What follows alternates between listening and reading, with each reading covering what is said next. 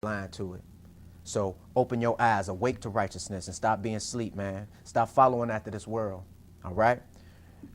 Matthew 24, and we're going to pick it up at verse 3.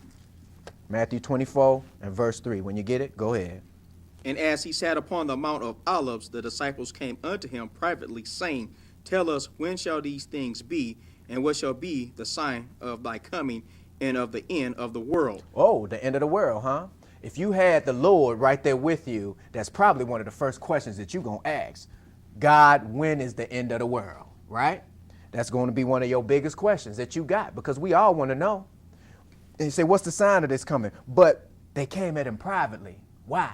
Because it's not for everybody to know. It's not for everybody. That's why they came to him privately, all right? But if you're watching this program and we're going to break this thing down, hopefully you get some understanding. God will. Verse 4.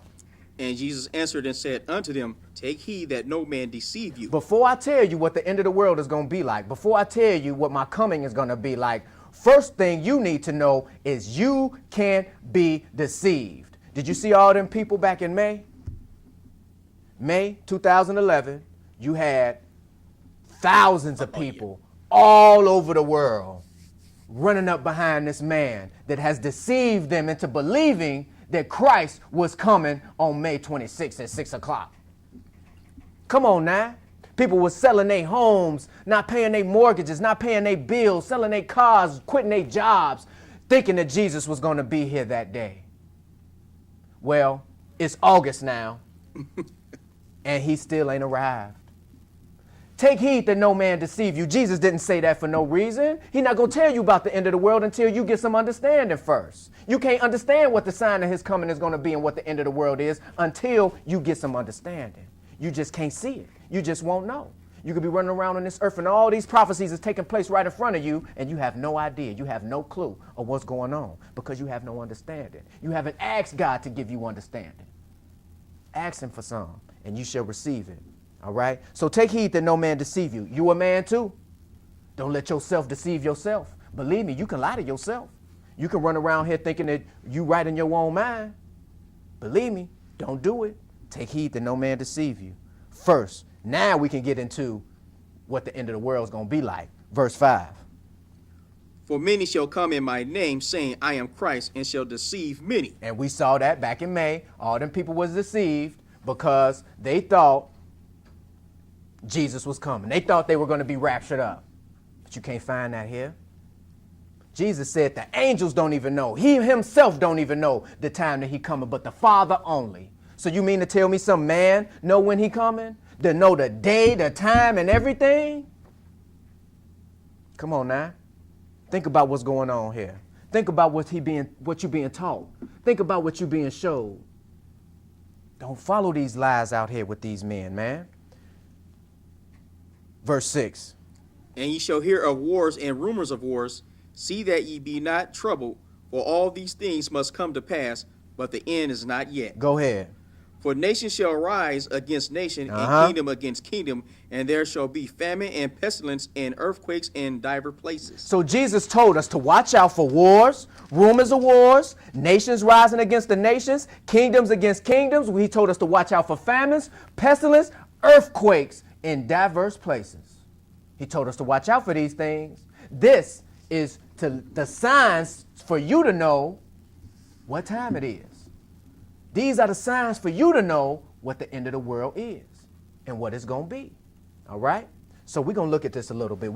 I looked up some research and got a few facts off the internet, Wikipedia, and those different things. And we're going to look at some of these things and see what's going on and see if any of these things that Jesus is talking about here has taken place in the world already. All right? Let's look at this. This is conflicts, war conflicts, and global protests in the world. That's off of Wikipedia. Go ahead and read that for me, the highlighted part.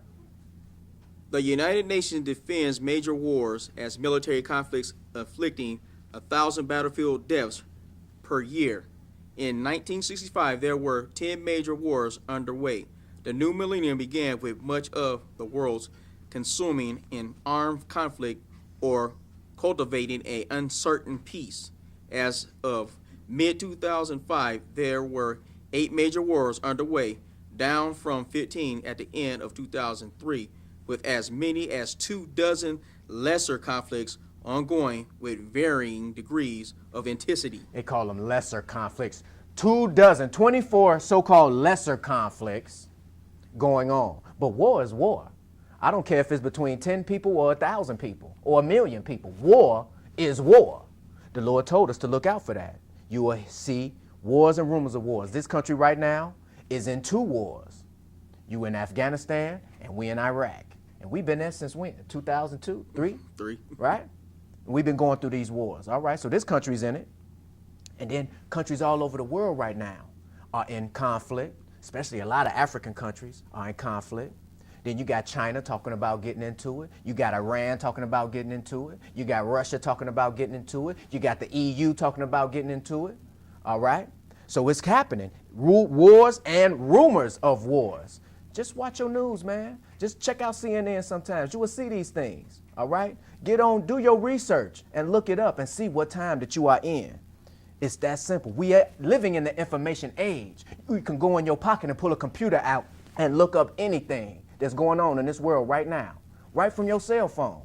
The information is right there in the palm of your hand. All you got to do is get it. God has allowed man to come up with these technologies so his people can be informed of what's going on today. 20 years ago, you didn't have that information available, but now we do. Why? Because the night is far spent. The time is not. It is high time. His people need to be awakened out of sleep and awakened to righteousness. Go ahead, brother. Most of these are civil or interstate wars fueled as much by racial, ethnic, or religious animosities as by ideological fervor. Most victims are civilians, as featured that distinguish modern conflicts. During World War I, civilians made up fewer than 5% of all casualties. Today, 75% or more of those killed or wounded in wars are non-combatants. In World War I, 5% of the people that died were civilians. Only 5% of the people that died in World War I were civilians. The other 95% were soldiers, were in combat. Today, in the wars that's going on in the world, 75% of the people that's dying in these conflicts are civilians. They're not soldiers. A lot of them are children. Think about that. It's going down right now. It's happening. Verse 8. Get back to the script, Matthew 24, verse 8. All these are the beginnings of sorrows. So we in that time. We in the time that's called the beginning of sorrows. I want to look at something else here. He also said that we had famines going on in the world, right? Mm-hmm. We're going to look up that one right there. Check that out. It's called the Coming Global Food Shortage, all right? And this is from the internet. Go ahead. While you will never hear about it on the mainstream news, and while we can all walk into supermarkets and buy as much food as we want right now. Well, actually, he's saying that most of us can go into any grocery store and buy most of the food that we want, anything that we want right now, but that's not even the case, man. That's not even really the case right now. A lot of people can't go to the grocery stores and buy anything that they need or as much food as they want. They can't. More people can only go buy a little bit of something to barely feed themselves and barely getting by today. Most people. All right? Go ahead. The truth is that a massive global food shortage is coming. In fact, many scientists are now convinced that a horrific world famine is absolutely inventable. Why? Well, as we will see below, it is a combining of things. World population is exploding at the same time that over-farming, overfishing, and environmental degenerations are all starting to catch up with us. The truth is that now is the time to start preparing. Now is the time to build up an emergency food supply. Now's the time. You in the 6th day. Didn't the Lord tell us back in that Exodus to gather twice as much in the 6th day so you can be prepared for the 7th day? Gather twice as much. And this is what this is saying. It is right now high time to start preparing. Start building your food shelves up. Start building your supplies up because this thing is finna happen, man. Jesus didn't say that there were going to be famines in this earth for no reason. When he said it was going to be famines, it's going to come to pass. It's going to take place. He cannot lie. And we see what's going on right here. Yes, it is overpopulated. It's overfished. It's overfarmed. And an environment, whoa, the pollution out here that's destroying lands. And a lot of these particular organizations and governments are destroying fertile land on purpose. They're destroying fertile land on purpose. It's called genocide. It's to take and wipe out whole nations of people. It's making their lands unfertile. They can't grow anything. They can't farm. They can't raise cattle and can't feed themselves. On purpose. It's happening. Look it up for yourself. Go ahead. Now is the time to build up an emergency food supply. Now is the time to begin storing up food, because a food shortage that is so horrible that most of us cannot even imagine it is on the way, and when it hits, it is going to be incredibly painful. Yes, it is. Jesus, when he said it's going to be famines in this earth, he wasn't saying that it was going to be, well, you're going to have a little bit of food here and there. No, it's going to be bad. Well, people are going to be starving, malnutrition. People are going to be dying from food. Read the bottom of that right there. We can just see a few statistics that's going on in the world according to the food shortage. Okay. A global food shortage is coming. There is no possible way that the world can produce enough food for that many people under the current system. Already 1 billion people in the world go to bed hungry every single night. And that's probably a little bit less than really was who's going to bed hungry every night. He said over 1 billion people every day is hungry, going to sleep hungry. It's kind of hard to sleep when you're hungry. Go ahead. Already somewhere in the world, someone starves to death every 3.6 seconds, and every quarter of them are children under the age of 5. So every 3.6 seconds, someone is dying from starvation. Every 3.6 seconds, somebody just died of starvation. Somebody just died of starvation. 1, 2, 3. Somebody just died of starvation. Just that fast. I mean, this is a hour program. How many people was that that's going to die within this hour from starvation? So when the Lord said famines was going to be in this earth, that's what he meant. And this is what's going on. And 1/4 of them is children under 5. Go ahead. Already approximately 1/3 of all children in the world under the age of 5 suffer from serious malnutrition. Is that it? Yeah, that's it. All right. You see that? It's happening. It's here and it's now. All right? Then the earthquakes. Oh. Then he said it's going to be earthquakes in diverse places. Well, y'all just seen Japan. And what happened there? Right? Y'all seen the tsunami. That was an earthquake under the ocean. Back in India, back then in Christmas Eve, it hit them. What, 1 million people was wiped out? Yes, man. What about Haiti?